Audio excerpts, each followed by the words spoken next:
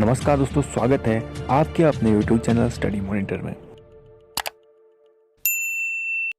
तो फ्रेंड्स, मध्यकालीन भारतीय इतिहास की एक और नई वीडियो में आपका स्वागत है। इस वीडियो में हम जानने का प्रयास करेंगे भक्ति आंदोलन से संबंधित सभी महत्वपूर्ण बिंदुओं के बारे में, जो आपके आगामी परीक्षाओं के लिए काफी ज्यादा इंपॉर्टेंट रहेगा दोस्तों। इस वीडियो में चैप्टर वाइज एक्सप्लेन करेंगे हम भक्ति आंदोलन के सभी महत्वपूर्ण बिंदुओं को। दोस्तों, अगर आप इसी प्रकार के अन्य मध्यकालीन भारतीय इतिहास के वीडियो देखना चाहते हैं तो डिस्क्रिप्शन बॉक्स में आपको पूरे प्लेलिस्ट का लिंक मिल जाएगा, उनको भी आप लोग चेकआउट कर सकते हैं। तो जल्दी से हम इस वीडियो को शुरू कर लेते हैं। सबसे पहले हम जानते हैं कि इसकी शुरुआत कैसे हुई थी। तो दोस्तों, बेसिकली जो इसकी शुरुआत हुई थी 6वीं शताब्दी में हुई थी दोस्तों, और इसकी शुरुआत हुई थी तमिल क्षेत्र से। बाद में ये कर्नाटक और महाराष्ट्र में भी फैल गई थी। और दोस्तों, भक्ति आंदोलन का जो आरंभ है यानी शुरुआत है वो दक्षिण भारत में आलवार लोग जो थे, आलवारों और नायनारों से हुआ था दोस्तों, जो कि कालांतर में उत्तर भारत सहित संपूर्ण दक्षिण एशिया में फैल चुका था। यानी कि दोस्तों, यह शुरुआत तो दक्षिण भारत से हुआ था और ये कालांतर में जो है सबसे पहले तो महाराष्ट्र और कर्नाटक में दक्षिण भारत में ये फैला हुआ था। उसके पश्चात ये उत्तर भारत में भी फैल गया, और इसके अलावा उत्तर भारत ही नहीं बल्कि संपूर्ण दक्षिण एशिया के क्षेत्र में ये जो आंदोलन था फैल चुका था दोस्तों। बेसिक रूप से बताया जाता है कि जो भक्ति आंदोलन का विकास है वो 12 अलवार वैष्णव संतों और 63 नायनार शैव संतों ने किया था। जी हाँ दोस्तों, 12 तो इसमें अलवार वैष्णव संत थे और 63 नायनार शैव संत थे। अभी इसके बारे में हम आगे अच्छे से डिस्कस करेंगे। इनमें से जो शैव संत थे, एक पॉइंट ये भी है, जिनका नाम था अप्पार। इन्होंने जो है पल्लव के राजा महेंद्र वर्मन को भी शैव धर्म स्वीकार करवाया था। दोस्तों, प्रश्न बन सकता है कि पल्लव राजा महेंद्र वर्मन को शैव धर्म किसने स्वीकार करवाया था। तो आप लोग समझ सकते हैं शैव संत थे जिनका नाम था अप्पार। तो कैसे भी प्रश्न बन सकता है। नेक्स्ट पॉइंट है दोस्तों, जो कि काफ़ी ज़्यादा इंपॉर्टेंट है, कि जो भक्ति कवि संत थे उनको बेसिक रूप से संत ही कहा जाता था। और इनके दो समूह थे दोस्तों, दो प्रकार के इनके ग्रुप थे। जो पहला ग्रुप था उनको बोलते थे वैष्णव संत, जो कि महाराष्ट्र में बहुत ज़्यादा लोकप्रिय हुए। जी हाँ, ये महाराष्ट्र वाले एरिया में वैष्णव संत ज़्यादातर लोकप्रिय थे। और ये लोग जो है भगवान विठोबा के भक्त थे, और विठोबा पंथ के संत और जितने भी उनके अनुयायी थे, मतलब भगवान विठोबा के जितने भी संत थे या फिर अनुयायी थे, उनको बेसिक रूप से बकवरी के नाम से जाना जाता था। और इसके अलावा इनको तीर्थ यात्री पंथ भी बोलते थे। तो काफ़ी ज़्यादा इंपॉर्टेंट पॉइंट है। तीर्थ यात्री पंथ इसीलिए कहते थे क्योंकि ये हर वर्ष पंढरपुर की यात्रा पर जाते थे। तो आप लोग इसको ध्यान में रखिएगा। जो दूसरा ग्रुप था, जो दूसरा समूह था, वो पंजाब और राजस्थान के जो हिंदी भाषी क्षेत्र थे वहाँ पर सक्रिय था। और इनकी जो भक्ति में आस्था थी वो निर्गुण रूप से थी दोस्तों। जी हाँ, आप लोग समझ सकते हैं कि निर्गुण भक्ति थी इनकी, जैसे कि हर विशेषता से परे भगवान की भक्ति आप लोग कह सकते हैं। नेक्स्ट पॉइंट है दोस्तों, भक्ति आंदोलन को दक्षिण भारत से उत्तर भारत में रामानंद के द्वारा लाया गया। दोस्तों, भक्ति आंदोलन को दक्षिण भारत से उत्तर भारत में किसी न किसी के द्वारा लाया गया होगा। तो इसके द्वारा लाया गया था रामानंद के द्वारा। तो इनके बारे में हम आगे डिस्कस करेंगे। नेक्स्ट पॉइंट है, रामानंद की जो शिक्षा के दो संप्रदाय थे, उनका जो प्रादुर्भाव हुआ था वो दो प्रकार से हुआ था दोस्तों। पहला सगुण और दूसरा निर्गुण।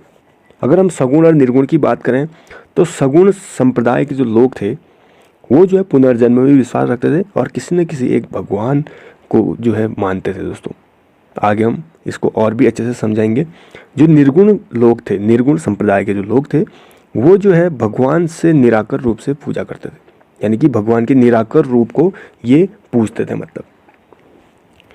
तो जो इनमें से पहले सगुण संप्रदाय के जो लोग थे उनमें से अगर हम बात करें तो जो सबसे प्रसिद्ध व्याख्याता लोग थे उनमें से पहले थे तुलसीदास और नाभादास जैसे राम भक्त। राम के भक्त कौन कौन थे? तुलसीदास और नाभादास जैसे। और जो निम्बार्क, वल्लभाचार्य, चैतन्य, सूरदास और मीराबाई जैसे कृष्ण भक्त थे, ये भी जो है सगुण संप्रदाय के ही थे। यानी कि आप लोग समझ सकते हैं कि ये जो है पुनर्जन्म में विश्वास रखते थे और किसी न किसी एक भगवान को ये मानते थे। जबकि जो दूसरा संप्रदाय था, निर्गुण संप्रदाय, उसके सबसे प्रसिद्ध प्रतिनिधि थे कबीर, जिनके बारे में आप लोग जानते होंगे। और कबीर को जिन्हें भावी उत्तर भारतीय पंथों का आध्यात्मिक गुरु भी माना जाता था। दोस्तों, प्रश्न बन सकता है कि उत्तर भारतीय पंथों का आध्यात्मिक गुरु किसे माना जाता है? तो कबीर को। और किस संप्रदाय के थे? निर्गुण संप्रदाय के थे दोस्तों। नेक्स्ट पॉइंट है, कृष्ण के अनुयायियों ने 1585 ईस्वी में राधा वल्लभी पंथ की स्थापना की। तो राधा वल्लभी पंथ की स्थापना कब हुई थी? 1585 में। किसके द्वारा किया गया था? कृष्ण के अनुयायियों के द्वारा। जबकि जो सूरदास थे उन्होंने ब्रज भाषा में सूर सागर की रचना की, जो कि श्री कृष्ण के मोहक रूप और उनकी प्रेमिका राधा की कथाओं से परिपूर्ण है। आप लोग जानते होंगे। सूरदास के बारे में हम आगे अच्छे से डिस्कस भी करेंगे। नेक्स्ट पॉइंट, बंगाल में कृष्ण भक्ति के प्रारंभिक प्रतिपादकों में जो लोग थे उनमें से विद्यापति ठाकुर और चंडीदास। तो दोस्तों बंगाल में भी भक्ति आंदोलन फैला हुआ था, तो वहाँ पर जो प्रारंभिक प्रतिपादक थे उनमें से प्रमुख थे विद्यापति ठाकुर और चंडीदास। नेक्स्ट पॉइंट है दोस्तों, शंकराचार्य के अद्वैत दर्शन के विरोध में दक्षिण भारत में वैष्णव संतों द्वारा 4 मतों की स्थापना की गई थी। इट मीन्स जो शंकराचार्य थे उनका जो सिद्धांत को बोलते थे अद्वैतवाद या फिर अद्वैत दर्शन, तो इसका जो है विरोध किया लोगों ने। कुछ संतों ने जो है इसका विरोध किया और इसके विरोध में कुछ मतों की स्थापना की। तो उनमें से 4 मत इन्होंने बनाए थे। पहला मत था दोस्तों श्री संप्रदाय, जिसको बनाया था रामानुजाचार्य के द्वारा, और इनका जो मत था यहाँ पे विशिष्टाद्वैतवाद इनका मत था। जबकि धर्म संप्रदाय जो है वो माधवाचार्य के द्वारा बनाया गया था और इनका मत था द्वैतवाद पे। तीसरा है रुद्र संप्रदाय, जो कि विष्णु स्वामी के द्वारा बनाया गया था और इनका मत था शुद्ध द्वैतवाद। और चौथा था सनकादि संप्रदाय, जो कि निम्बार्काचार्य के द्वारा बनाया गया था और इनका जो मत था दोस्तों द्वैतवाद। तो ये अद्वैत दर्शन या अद्वैतवाद के विरोध में बनाए गए 4 मत हैं दोस्तों, जो कि दक्षिण भारत के वैष्णव संतों के द्वारा बनाए गए थे। अब हम जान लेते हैं दोस्तों भक्ति आंदोलन की कुछ विशेषताओं के बारे में। दोस्तों इसकी जो पहली विशेषता है कि यह आंदोलन न्यूनाधिक पूरे दक्षिणी एशिया में फैला हुआ था दोस्तों। उत्तर भारत चाहे वो दक्षिणी एरिया में हो, बंगाल में हो, तो इसके अलावा इस पूरे दक्षिणी एशिया में फैला हुआ था और यह लंबे काल तक चला था। इसके अलावा दोस्तों इसकी जो सबसे खास विशेषता है कि इसमें जो है समाज के सभी वर्गों का प्रतिनिधित्व रहा। जैसे कि हम लोग कह सकते हैं कि चाहे वो निम्न जाति का हो, उच्च जाति का हो, या फिर किसी भी धर्म का, सनातनी, सिख, मुसलमान, चाहे वो स्त्री हो, पुरुष हो, सभी का समान रूप से प्रतिनिधित्व इस आंदोलन में रहा दोस्तों। ये इसकी खास विशेषता है। और इसके अलावा इस आंदोलन के परिणाम स्वरूप, यानी इस आंदोलन के बाद क्या हुआ, संस्कृत भाषा के बजाय क्षेत्रीय भाषाओं में भारी मात्रा में हिंदू साहित्य की रचनाएं हुई दोस्तों।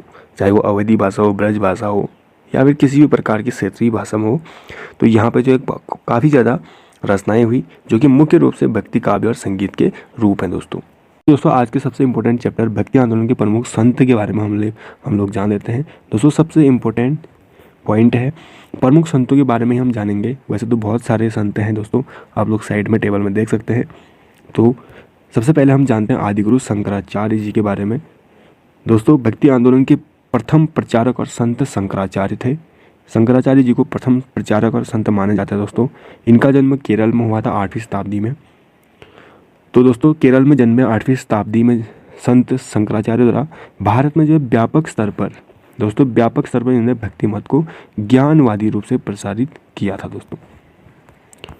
और इनके दर्शन का जो आधार था वो था दोस्तों वेदांत या फिर उपनिषद, और इनके सिद्धांत को क्या बोला गया था, अद्वैतवाद। दोस्तों इनके विरोध में बाद में साउथ में यानी दक्षिण भारत में क्या हुआ था, इनका विरोध हुआ था और 4 मतों की स्थापना भी हुई थी, जो कि हमने पहले डिस्कस कर लिया है। तो इनके इस सिद्धांत का ही विरोध हुआ था जिसका नाम है अद्वैतवाद। इसके अलावा दोस्तों शंकराचार्य जी ने भारत में जो है धर्म की एकता के लिए भारत के 4 भागों में 4 मठ स्थापित किए थे, जो कि आप लोग जानते भी होंगे। पहला मठ है जो आपका वेदांत मठ, जिसे श्रृंगेरी पीठ के नाम से भी जाना जाता है, जो कि दक्षिण भारत में स्थित है, मैसूर कर्नाटक में। दूसरा मठ है गोवर्धन मठ, जो कि पूर्वी भारत में है, जगन्नाथपुरी में। तीसरा मठ स्थापित है शारदा मठ, जो कि पश्चिमी भारत में है, द्वारका में। और चौथा है ज्योतिर्मठ, जो कि उत्तर भारत उत्तराखंड में बद्रिकाश्रम में है। तो ये 4 मठ इन्होंने स्थापित किए थे। ये जो है एग्जाम्स में बहुत बार पूछे भी गए हैं, तो इनको आप लोग नोट डाउन कर सकते हैं। अब हम जानते हैं दोस्तों सेकंड संत के बारे में, जो कि रामानुजाचार्य। इनके जन्म की बात करें तो सन 1017 में श्री परुमबुदुर तमिलनाडु में इनका जन्म हुआ था और ये जो है वैष्णव संत थे दोस्तों। और दोस्तों ये सगुण ईश्वर में विश्वास रखते थे।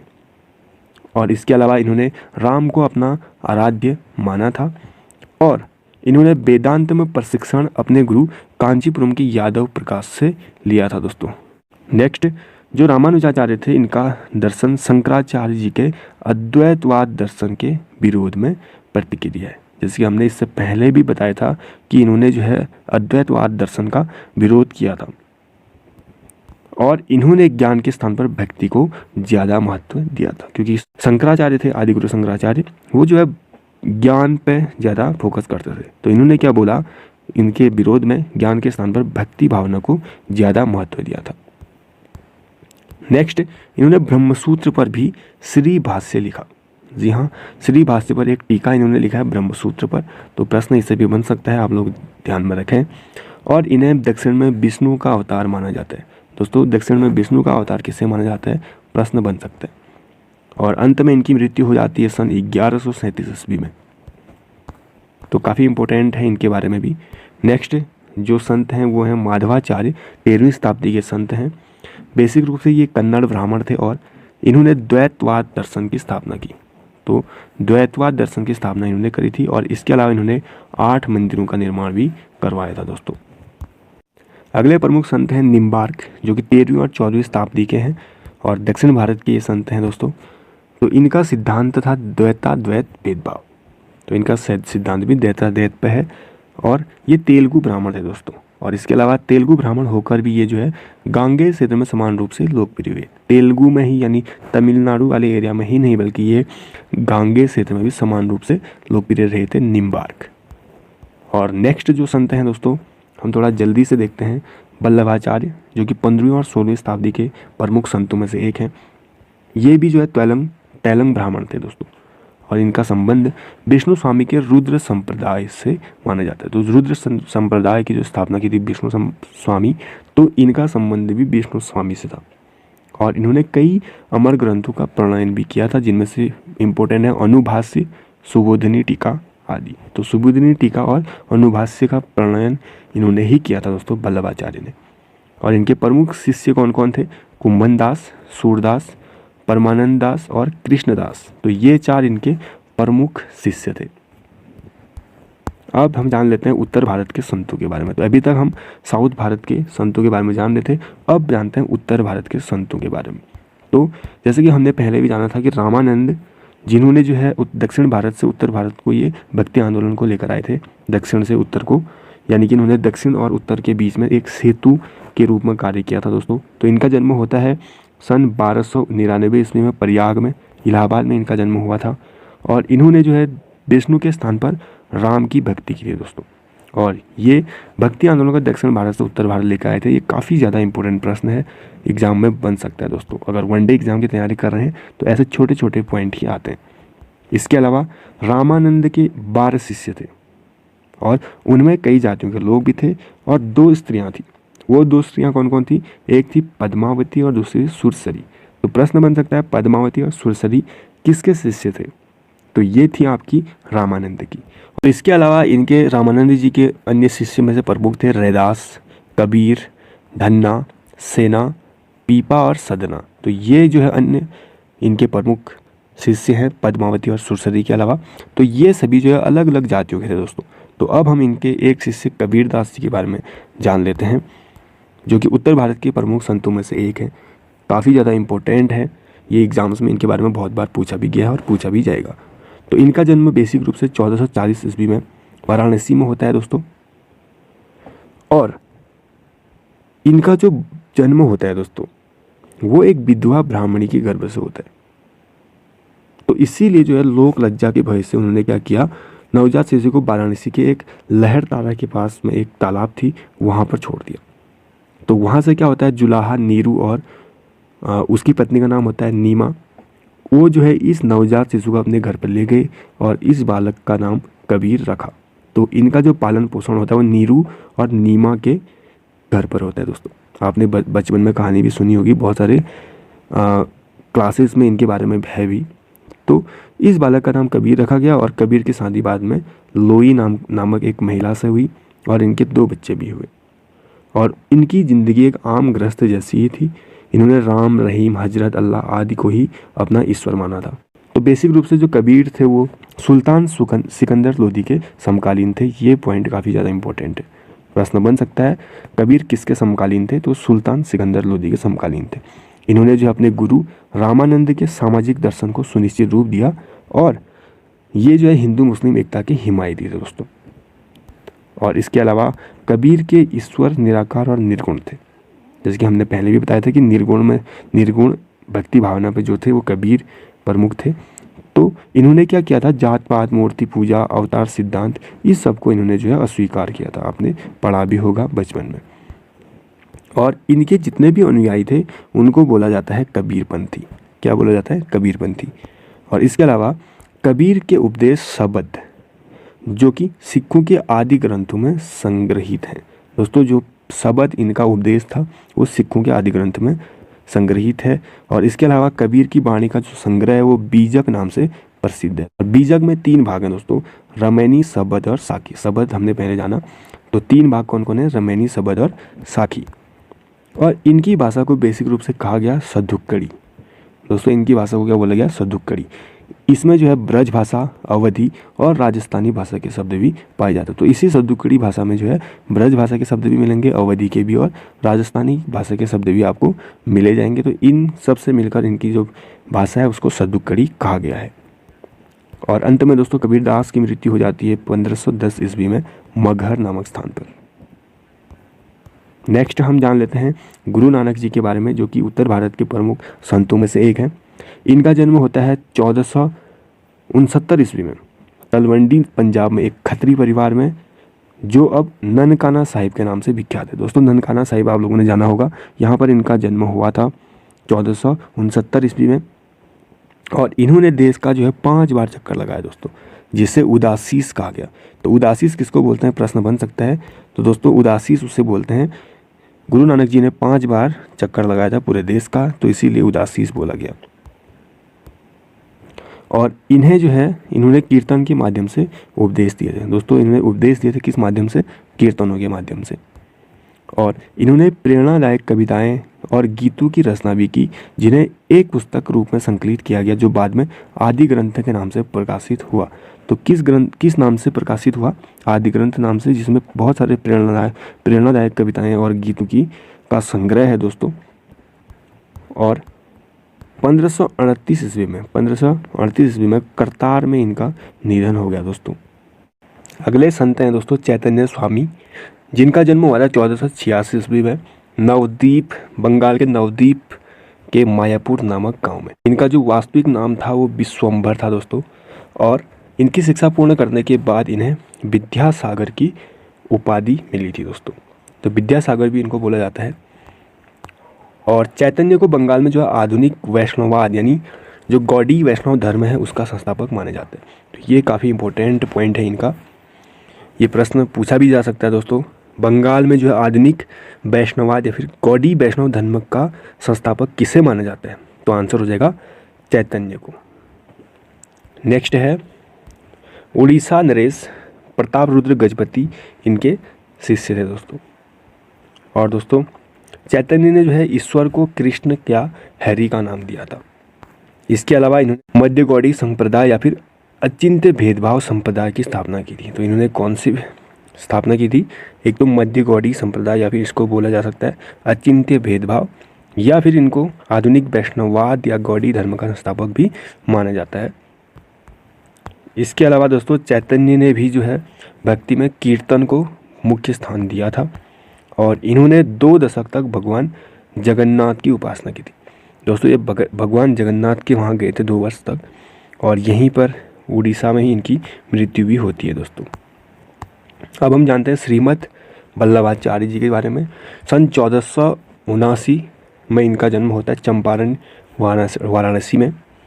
और काशी में शिक्षा पूर्ण करने के बाद ये अपने गृह नगर विजयनगर चले गए। विजयनगर साम्राज्य में हमने जाना था। तो उस समय क्या था, कृष्णदेव राय का वहाँ पे शासन चल रहा था।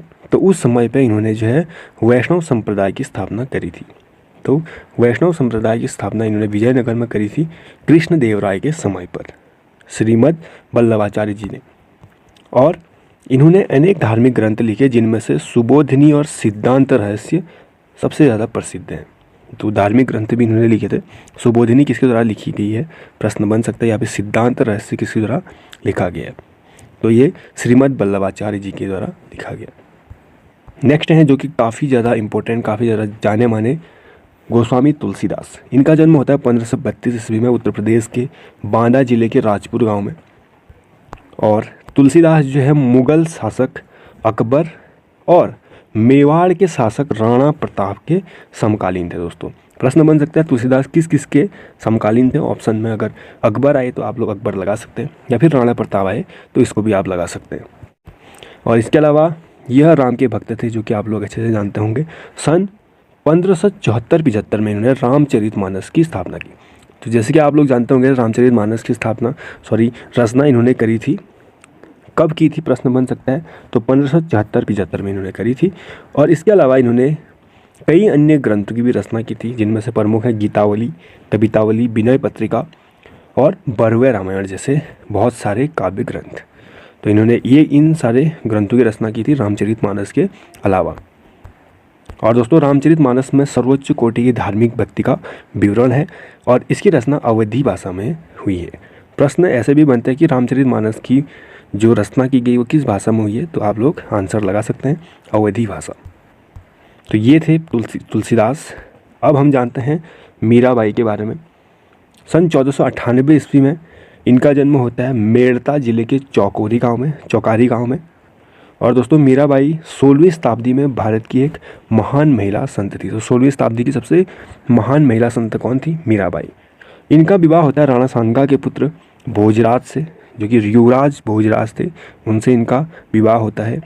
और दोस्तों कुछ समय के बाद इनके पति की मृत्यु भी हो जाती है, जैसे कि आप लोगों ने कहानियों के माध्यम से सुना होगा। तो ये जो है श्री कृष्ण को अपना पति के रूप में मानती थी। तो मेरा भगवान कृष्ण की भक्ति, यहाँ पे मीरा है, मीरा जो है भगवान कृष्ण की भक्ति थी, जैसे आप लोग जानते होंगे। और राजस्थानी और ब्रज भाषा में इन्होंने गीतों की रचना करी थी। दोस्तों राजस्थानी और ब्रज भाषा 2 भाषाओं में इन्होंने गीतों की रचना करी। और मीरा ने अपने काव्य में कृष्ण की प्रेमी कहकर, सहचर कहकर और कृष्ण को अपना पति मानकर चित्रित किया है। ये भी आप लोग इनको नोट डाउन कर लीजिएगा। तो अब हम जानते हैं सूरदास जी के बारे में। 16वीं और 17वीं शताब्दी के महान संत थे। इनका जन्म होता है आगरा मथुरा मार्ग पर स्थित रुनकता नामक ग्राम में। और दोस्तों ये अकबर और जहांगीर के समकालीन थे। दोस्तों जो सूरदास हैं वो अकबर, मुगल साम्राज्य और जहांगीर के समकालीन थे। दोस्तों सूरदास भी जो है भगवान कृष्ण और राधा के भक्त थे दोस्तों, मीरा की तरह। और इन्होंने ब्रज भाषा में 3 ग्रंथों की रचना की जो कि काफ़ी ज़्यादा इंपॉर्टेंट हैं। पहला था सूर सारावली, दूसरा सूर सागर और तीसरा साहित्य लहर। ये तीनों काफ़ी ज़्यादा इंपॉर्टेंट है। और दोस्तों सूरदास जो है सगुण भक्ति के उपासक थे। सगुण निर्गुण हमने पहले डिस्कस किया, तो ये सगुण भक्ति के उपासक थे। और ये वल्लभाचार्य के समकालीन थे, जिनसे इन्होंने वल्लभ संप्रदाय की दीक्षा ग्रहण की थी। दोस्तों अंत में जान लेते हैं एक और महान संत दादू दयाल के बारे में। दोस्तों ये कबीर के अनुयायी थे दोस्तों, और इनका जन्म होता है अहमदाबाद में। और दोस्तों इनके कुछ इंपॉर्टेंट पॉइंट्स देखें तो सांभर में आकर इन्होंने ब्रह्म संप्रदाय की स्थापना की। तो सांभर में ब्रह्म संप्रदाय की स्थापना किसने की, तो दादू दयाल ने की थी। और इन्होंने जो है निपख नामक आंदोलन की शुरुआत की। तो प्रश्न बन सकता है कि निपख नामक आंदोलन की शुरुआत किसने की, तो ऑप्शन आप लोग देखेंगे वहाँ पे, तो दादू दयाल का नाम वहाँ पे ज़रूर दिखेगा, तो आप लोग उसको राइट कर सकते हैं। तो दोस्तों ये तो था आपका भारत में भक्ति आंदोलन। और इसके अलावा अगर आप मध्यकालीन भारतीय इतिहास के अन्य वीडियोज़ देखना चाहते हैं तो आपको नीचे डिस्क्रिप्शन बॉक्स में पहले नंबर पे पूरे प्लेलिस्ट का लिंक मिल जाएगा, जहाँ पर हमने हर एक वीडियो का इंडिविजुअल तरीके से एक टॉपिक पे वीडियो बनाई है, और कुछ अन्य इसके बाद भी आएंगे। थैंक यू सो मच दोस्तों वीडियो को लास्ट तक देखने के लिए। अगर आपको ये वीडियो थोड़ी सी भी हेल्पफुल लगी तो लाइक और कमेंट करके हमें ज़रूर बताएं। अगर आपने अभी तक हमारे चैनल को सब्सक्राइब नहीं किया है या फिर आप नए हैं तो नीचे दिए गए रेड कलर के सब्सक्राइब बटन को प्रेस करके बेल आइकन को प्रेस कर ऑल पर ज़रूर रखें, ताकि हमें भी थोड़ा सा मोटिवेशन मिल पाए दोस्तों।